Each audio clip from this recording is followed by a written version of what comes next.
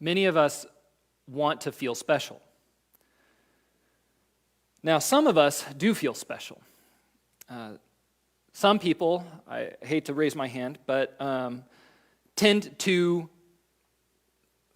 I've gone through most of my life wanting to be special and feeling kind of special, feeling like the center of my story and feeling like wanting to be the hero in the story. Now, that is an admittance of pride. God's been working on that my whole life long, just slowly chipping away at it. So some of you in the crowd, I suspect, might be like me. Some of you don't feel like you're special. Many of you have your whole life felt like a fly on the wall, just watching things and wondering if anybody noticed you. But I think we all do want to feel special, whether we already kind of are prideful like me or not, that there is a sense in which all of us want to feel meaningful, valued, cherished, important. And it's really hard not to, whether you feel like you're special or not, it's really hard not to go through life like you're the center of your own story or the center of the story. It's your eyes you're looking through, it's your brain, it's your body you feel most. And so it's so easy for all humans to go through life with kind of this assumption that this is my story. My story is about me. I'm in the center of my story. Now, like I said, I think we all struggle with this or experience this desire to be special in different ways. Or all of us experience in similar ways the reality of feeling like we're in the center of the universe, whether we think that's true or not. And we live in a time, in our society at least, where a lot of people are focused in different ways on what it means to be special. There are words like privilege. I say that word, and I'm pretty sure immediately that strikes certain notes for some of you, because that's been a conversation about who in our society has privileges and who doesn't. And we're a society that has been focused on special people or being special in various ways. Always, we get focused on celebrities of every kind, whether they're musicians or sports folk, and we look at them as special people. Some people, as non-white people, look at white people and think, they've got all the privilege. Some people who are white people think we are super special. A smaller group, I think, today, and I hope, but still. Then you've got even people in the church who think they're really special for different reasons. You've got false gospels out there like the prosperity gospel. It says that because we're special, because God favors us, we're going to be rich. God favors us in such a way that life is going to go better for us than for everybody else because we're Christians. So, I'm just trying to show that in various ways, on an individual level and on a societal level, we're always trying to wrestle with ideas of wanting to feel special or the realities of what it's like to be privileged. But to be a Christian is maybe best expressed less in those words of privilege, although there is such a thing as privilege or being special, and more in the word favor, what it means to be favored. I like the word. I think a lot of us have negative connotations about it because sometimes favor is unfair, whether it's like a child whose parents, there's a set of siblings and one seems to be favored above the others. Some of you might know that experience. We actually read that kind of story throughout the Bible, different times. So sometimes the idea of someone receiving favor means one person is getting special treatment, right? And some people are being neglected. And it can have a negative feeling. But in Scripture, God favors certain people. And that unfairness shows up in the story again and again. And people get frustrated with the sense of unfairness. But it's there. God favors people. And what is important for us to hang on to today is that as opposed to privilege or the feeling of being special, this idea of being favored is relational, necessarily relational. And it's about being favored by God. It's about our relationship with God and how he expresses his love for humans. So I want to talk a little bit about what it means to be favored by God. And then I want to talk about how we should respond to God's favor. And then I'm going to ask the million-dollar question. Who is the most favored? Who is the greatest? Now, some of you today need to hear that you are favored. Some of you need to hear today, it ain't all about you. That's the one that I have to tell myself pretty regularly. God's favor is for us, but it's never about us. His favor is ultimately about Jesus, in whom God gets all the glory. So there's a lot of aspects of what it means to be favored. Let's think about how God's favor works. One way of looking at the stories of Mary and David today are that God's favor starts, in a sense, with his choosing somebody. He chooses David and he chooses Mary. And you might ask, right from the offset, why? Why does he choose David and Mary? Was it because they were super righteous and he was like, I like that one. I'm going to give them my favor.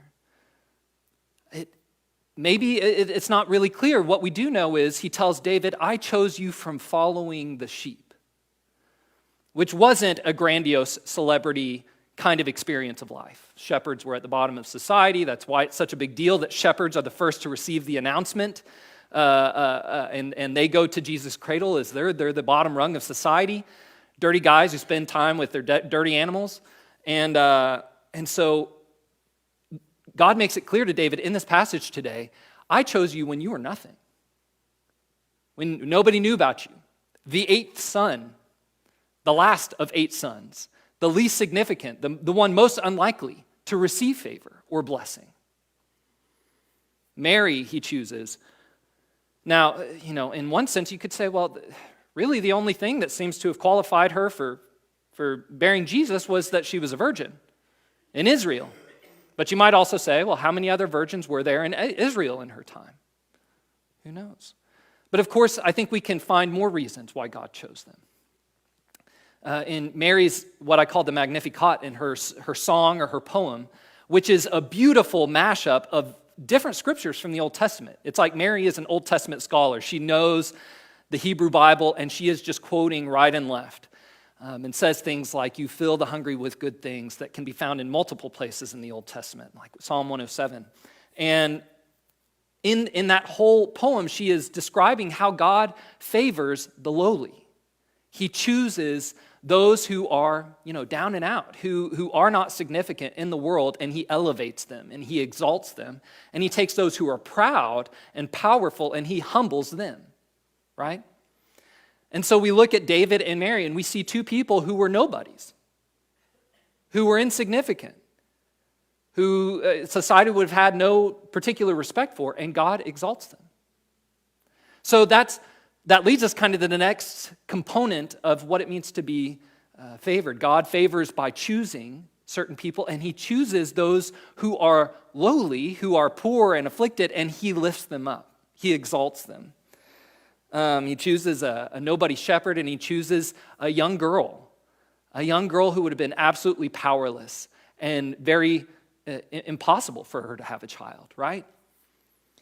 So we have a component of God choosing, a component of God exalting. He exalts people up who are low, and he brings them up. He lifts them up. Another part of favoring is that he establishes them. He meaning like he blesses them. He kind of prospers them. He gives them a place, a security. He protects them, and he enables them and blesses them with like provision, right? He feeds them. You feed the hungry, give good food to the hungry. I'm misquoting it. So God chooses someone, he exalts that person or those people, and then he establishes them by protecting them and prospering them. And then he gives to them promises, great promises, both to David and to Mary. He gives them these unbelievable promises. And it's this whole chain of promises. You can see how they all connect to each other. So Mary sees in her poem, she talks about how this connects back to Abraham. She says that this is a fulfillment of the mercy that was promised to Abraham. And that's way back at the beginning of the story. And she sees that right now in what has happened to her in the angel Gabriel telling her this good news is connecting her all the way back to one of the first promises God ever gave. And that was to Abraham. And then, which to Abraham, it was that through Abraham, God would bless all the nations of the world through his seed, through his descendant. And so here we are, and we get to David, and God gives him a magnificent promise. To your descendant, I will build a house for you. You thought you were going to build a house for me. I'm going to build a house for you and for your descendant, and it will last for forever. And the descendant, your son, who will be king, is going to rule for forever in that dynasty, that house. So he gives him an amazing promise. And then he gives Israel amazing promises as a part of that. He says that Israel, he's going to defend them. He's going to give them peace and rest from their enemies, and he's going to plant them in the land. It's a beautiful image that God uses over and over, talking about how he's going to plant Israel in the land that he promised to them, and then he's going to give them security from all their enemies around. And then he gives a promise to Mary, that through her, that promised Messiah, the descendant from promised Abraham, the descendant promised to David, is finally going to come, the one who through whom blessing would come to all the nations, and the one whose house would last for forever. So God gives to those he favors promises, and he fulfills those promises. We see within David's own story, we see within Mary's own story, that in their lifetime, they see some of God's promises coming to fruition. They see that David, when he responds, we didn't read his response to God, but he says this beautiful prayer after he receives this promise from God, and he says, "Who am I that you would choose me?" And he says, "Why have you chosen me?" And then he quotes and he says, basically, "You've chosen me because of your word and because of your own heart." Basically, you've chosen me because you promised to do this in former ages, and because it's who you are, because you're true to your word, because you're a loving God. It's beautiful. He doesn't situate it in himself. He doesn't say, you've chosen me because I'm great, because I'm wonderful, because I'm the best guy out there. He says it's because of who you are and what you've promised. So in his own life, he sees God's promises being fulfilled. In Mary's life, she sees God's promises being fulfilled in the announcement that she will bear Jesus. And yet, not all of the promises come to them, right? They don't get to see all of it come. David died long before Jesus came. In fact, in his lifetime, he saw it all fall apart. He saw all of his sons war against each other. One of his sons rape his daughter. He saw one of his, it was like terrible from there on out. And he dies with his dynasty kind of breaking apart, and his sons competing with each other to inherit his kingship. Mary does get to see her son, right, begin his ministry. But of course, within his earthly lifetime, his ministry is not complete. Still to this day, we see an unfinished promise, that God's promise has begun to be fulfilled, but it's not finished yet in Jesus, because while he is ruling and reigning and has been for 2,000 years, we do not have rest from all of our enemies, right? We also know that Israel hasn't received all of its promises. God promised to plant them in the land that they would have peace from their enemies. Well, friends, while he did plant them back in the land, they have not had peace from their enemies really ever. And I think it's safe to say that many of these promises have been partially fulfilled or already fulfilled, and yet we are still waiting on promises. That's what this whole Advent season was about, was waiting for Jesus to come back again and finally complete everything he said he would do. So we've been talking about what it means for God to favor someone. In favoring, he chooses somebody, he exalts them, he establishes them, he makes great promises to them. And yet, one thing that we really need to notice is that in all of this wonderful favoring, God favors them. Imagine how wonderful it would be to hear this as David, this amazing favor that you're going to receive. Your son is going to rule forever as king, and to hear as Mary, you're going to bear the Son of God. How amazing that would be. And yet, it wasn't about them. Think about it. David's told, blessing on David, and he says, I'm going to cut off your enemies from around you, and there's a lot of great blessing for David. But God gives David a promise about somebody else. One of your descendants is going to be king, and he will reign for forever. And that's wonderful, but it's not about him. Mary, too. You're going to bear the Son of God. What a privilege. And yet, it's not about her. She gets to be the handmaiden of the Lord. She gets to be, she has this, one of the most special positions in all of human history, to give birth to the eternal Son of God. And yet it's not, she is blessed by it, and yet it's not about her. It's a promise about the Messiah, Jesus, her son. And so all of this favor is expressed in a statement that we hear in both passages about David and Mary. God says to them, God is with you. And does that sound familiar to another word that we often sing in this time of year? A word that means God is with us? Emmanuel, right? Ultimately, the idea of being favored is summed up best when we say, those who are favored are those that God is with. He's with them. They are in his presence. He goes with them. Israel was blessed. They were favored when they went through the wilderness with God. David was with God, and so he was favored. Mary was with God, or God was with her, and so she was favored as well. And so how do Mary and David respond to this amazing favor that God gives them? Well, first they express humility. Who am I that you should give me this gift, is what David says. Mary sees herself as a humble handmaiden, a servant girl, a nobody, someone down low. And they express thanksgiving and praise. And finally, they express faithful obedience to God. And so think about that. How are we called, if we believe ourselves to be favored by God, how are we called to respond? In humility, with thanksgiving, and then faithful obedience. How are we called not to respond to God's favor?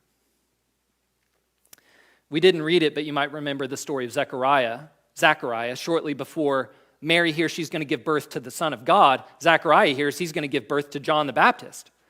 And he asks a very similar question of God. He says, how can this be? Because he's old and his wife is old. And in his case, God sees it as a sign of doubt. And so he goes mute until John is born, right? He's punished for his lack of faithfulness toward God. And so when we realize that we are favored by God, one thing that we are warned against is doubting God's good promises, doubting his ability to fulfill it. But also, that's not the only danger here. When we realize that we are favored by God, we should also not respond with disobedience.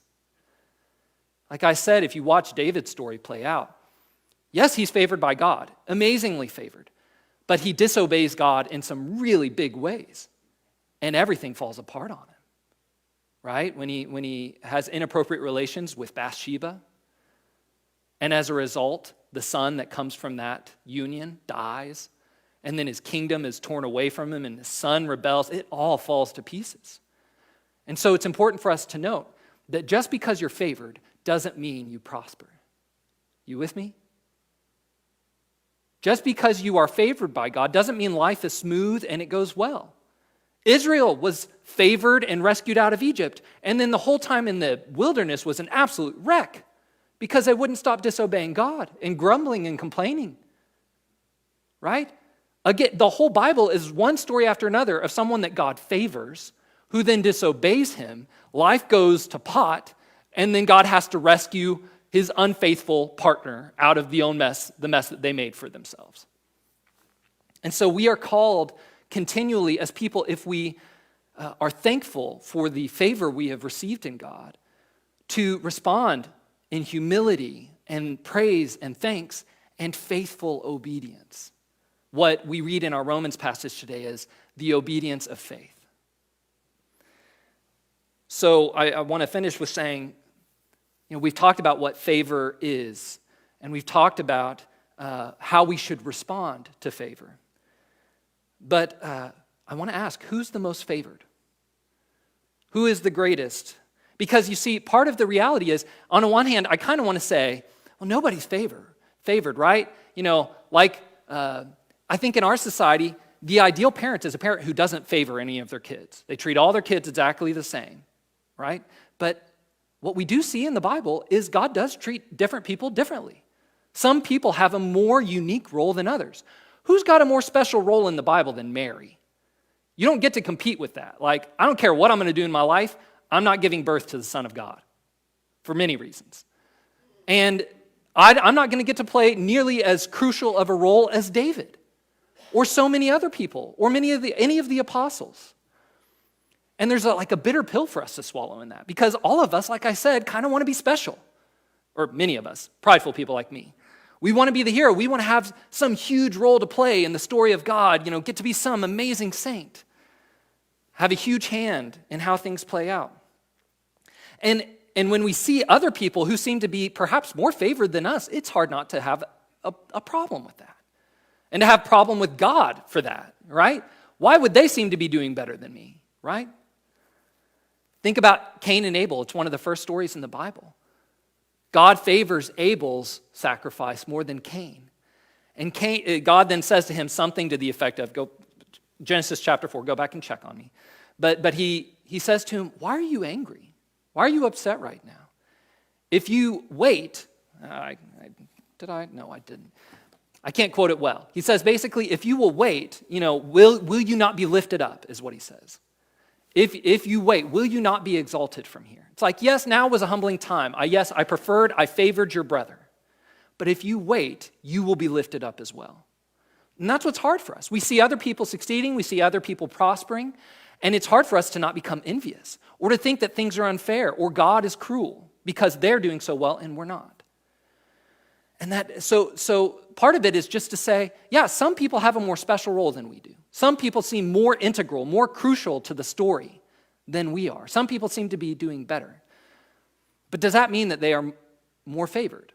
On the one hand, I think a part of the bitter pill is to say, in a sense, yeah, I think Mary was more favored than me.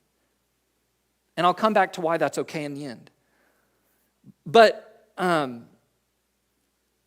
another way of asking the question is, or getting closer to the answer is, are the prosperous the most favored?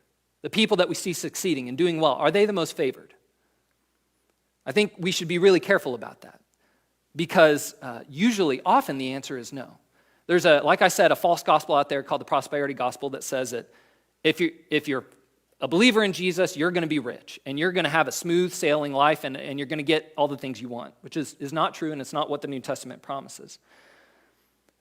There is a way in which we are called promised prosperity, and some Christians do.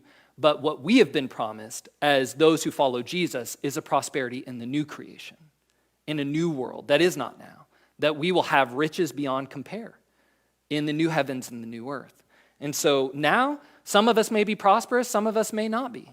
And in fact, the whole Bible tells a story that there are a lot of people out there who are prospering, doing really well, who are not favored by God.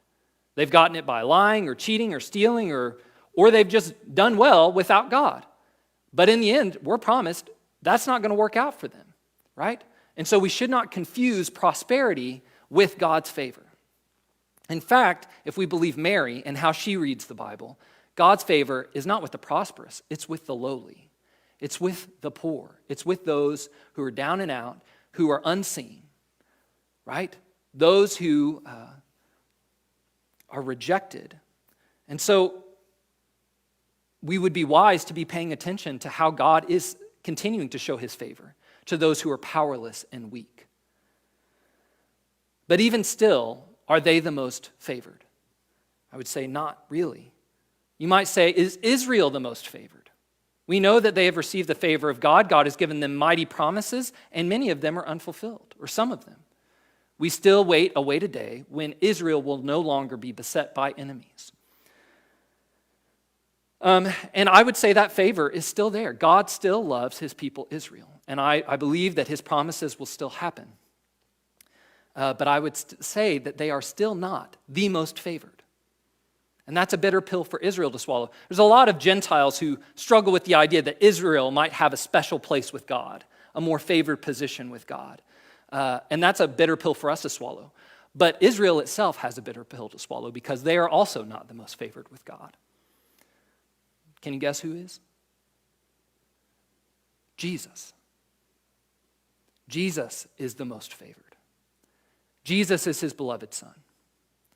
And so while God shows favor to all people in some ways, he shows favor especially to his people Israel in some ways, he has shown the most favor to his Son, Jesus. And here's where it comes down to. As David, as special as he was, the story wasn't about him. As special as Mary was, the story wasn't about her. Israel, as special as Israel was and is, The story's not about them. It's always been about Jesus. It's all been pointing to Jesus for so long, who we've been waiting on. He is the center of the story, not me, not you, not us. So take that bitter pill. It ain't about us. And then take the other good news. We are in Jesus. We believe as Christians in this like supernatural way, because we believe in him, we have become one with Jesus. We are his body. We're his beloved bride.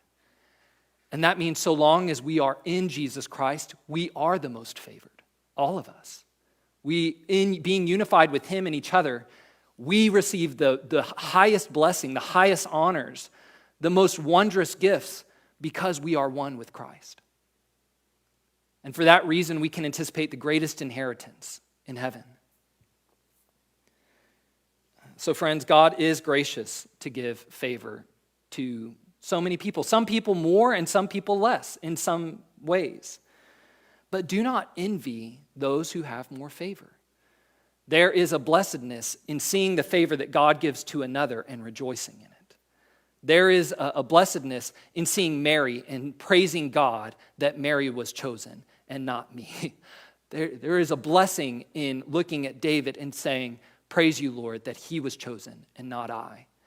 And in many other people around us who seem to be living a better life or maybe are closer to the Lord, we can praise them, because the crazy thing is, even though they may receive a greater favor in some sense now, it's through them that Jesus came. And through Jesus, we all receive the greatest favor. And so that same thing that God says to Cain, will you not be lifted up? Why are you angry? Why are you upset? Will you not be lifted up? Can be said to every one of us. We might experience in this life that we receive less favor, that the world doesn't go as well for us, that we're not as important for the story. But our life can be quiet and humble and insignificant. But if we know Jesus and we are found in him, then we are a part of the most favored, significant role there is to play. So do not envy those who seem more favored. Enjoy the favors that is yours in Jesus. And respond with humility and gratitude and faithful obedience. Amen.